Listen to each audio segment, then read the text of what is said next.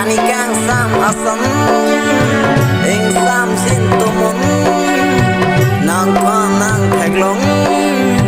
ni seng ve karong ruve ruve ruve ni kang sam aruve ruve ruve ruve ni karong aruve ruve ruve ruve ni kang sam aruve ruve ruve ruve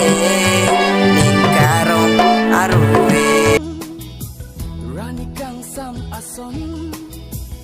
ing sam jin tomon nang pha nang thek long